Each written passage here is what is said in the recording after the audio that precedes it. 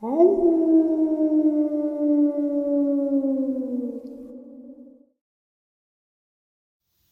greetings and salutations, everyone. I hope everyone is doing well still. I've got this kind of bonus upload that I'm going to slip in between the bonus and the second half. So, what will we call it? The bonus is bonus? Anyway, before we get into it, a couple links. As you know, I rely on Patreon, PayPal, channel membership, and the merch to help the channel to continue to grow and go. Links to Patreon, PayPal, and channel membership is in the description below. Merch displayed directly under the video. Also, Dogman Frightening Encounters, Volume 1 through 3, the audiobook versions. They all were written and researched by Tom Lyons, narrated and produced by me, Jeff Nadolny. Those audiobooks are available on Audible, Amazon, and iTunes, links to which are also in the description as well. And finally, last but definitely not least, if you'd really like to help support this channel to continue to grow and go, simply subscribe. It does not cost a cent. Click that like button. It takes half a second. If you don't want to miss out on any of the informative uploads I put out daily, click that bell icon, and folks, please leave a comment. Why? Well, because all of these things, they really do help this channel to continue to grow and go. And yes, folks, they definitely do matter. Now, everyone, I have taken far too much of your time. Let's jump in to today's bonus, shall we? Today's first encounter.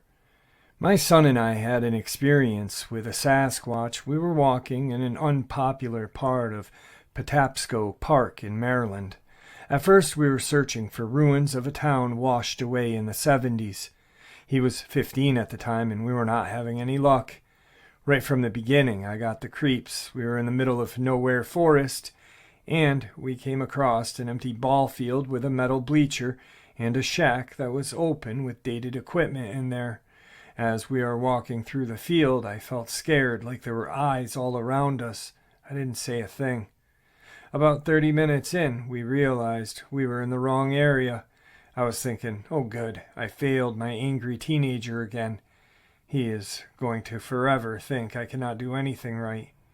We see a burned up pine tree, and I stop to take a picture. My son says, "This is lame, let's go." This is where things get real fast. We turned around, walked 20 steps. He picks up a stick and bangs it on a tree. I look down and see a deep footprint in the semi-dry mud. The tracks were not there when we walked up. We take pictures. I jump up and down to try and recreate the indentation, and I cannot do so. I then realize that we are being followed. Panic starts to set in. I declare a swift departure. I think to myself, is my child safer in front or behind me? That is a really crappy thing to have to think about. I push him in front of me. He has a machete, and I have that stupid stick. We start to run and walk back. This is what we hear.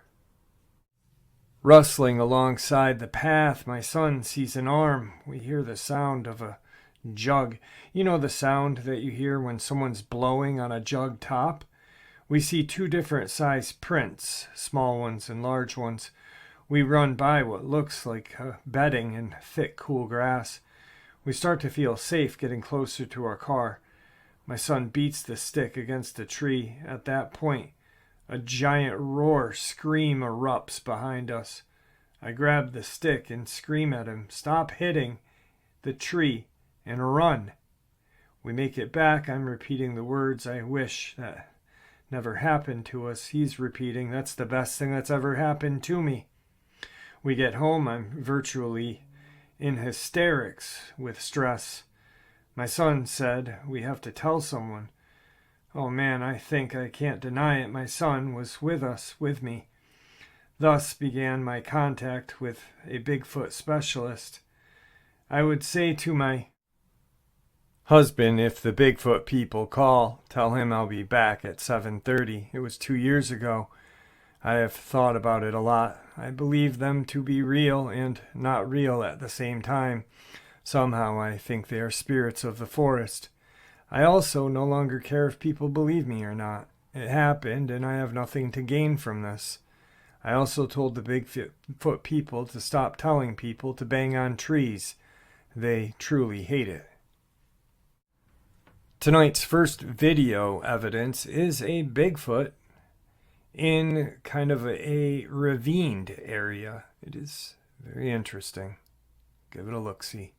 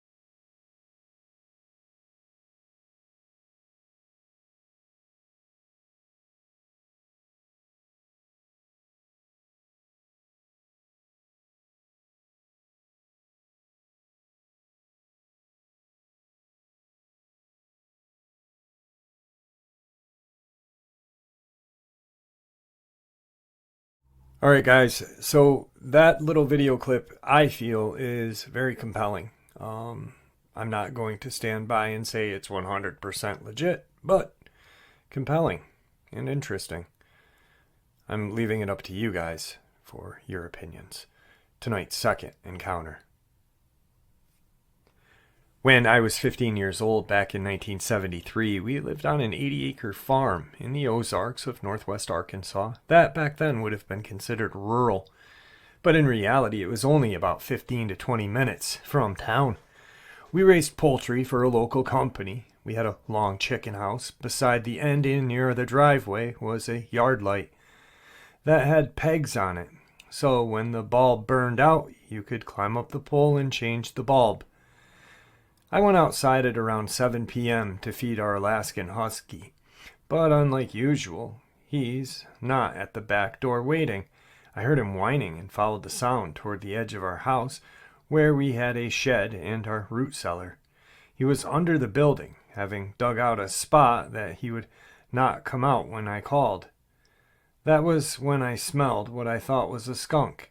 Figuring that it was what had run him under the shed, I stood up, and then I felt as if I was being watched.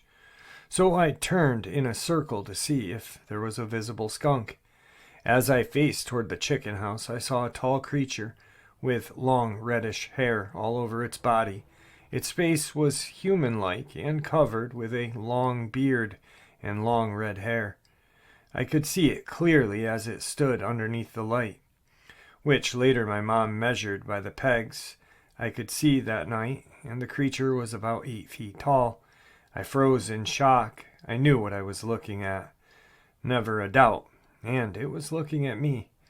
I glanced back toward the house to see how far I was from the back door, and then back to it. It was holding something in its hand that was the nearest to the poultry house, and I noticed that it was a dead chicken. The next day we saw where the screen on the poultry house had been pulled back.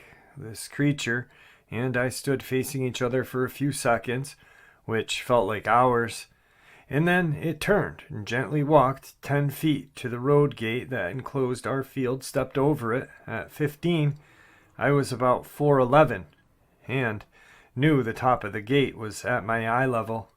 After it crossed over, it took a few steps and then looked back at me and then just kind of walked or loped into the field, and I couldn't see it anymore in the dark. But being a girl, that look back made me scream bloody murder. My mom came out with the shotgun, as we had seen a panther a few weeks before by our pond, and she had placed the gun by the back door. After a few moments of jabbering nonsense, I was able to tell her what I had seen. That was when she said she had heard something scratching on the screen the night before. I was relieved to have been believed, but refused to feed the dog or go out after dark anymore. Later, we learned a neighbor whose property backed up to ours also saw the creature. After growing up, I often think back to that experience and what it felt like. I was shocked and confused at what I was seeing. I think it may have just been in shock seeing me, but oddly at the time, up until it turned and looked back at me, I never felt fear. I did not sense danger, and when it looked at me, I didn't see anything in its eyes that were dark. But I never forgot the exact details to this day. I don't believe they are monkeys or gorillas. It was far too human-like and intelligent-looking. And just like other animals, when their territory is encroached upon, they'll try and scare you off. I think people looking for them have less of a chance to see them than the ones who are not looking for them do. Tonight's second video clip is some very strange footage of what appears to be possibly a crawler or some sort of, quotes, alien.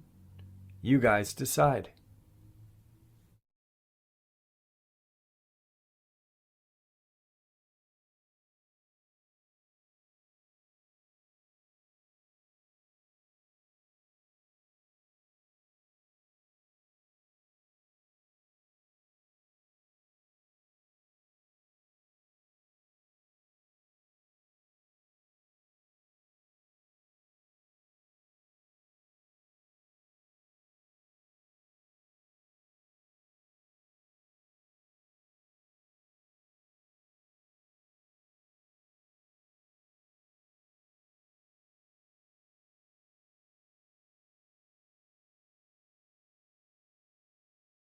All right, guys, that was the second video. I'm really not sure what it was, but it could have been a crawler, could have been some kind of alien. You guys decide.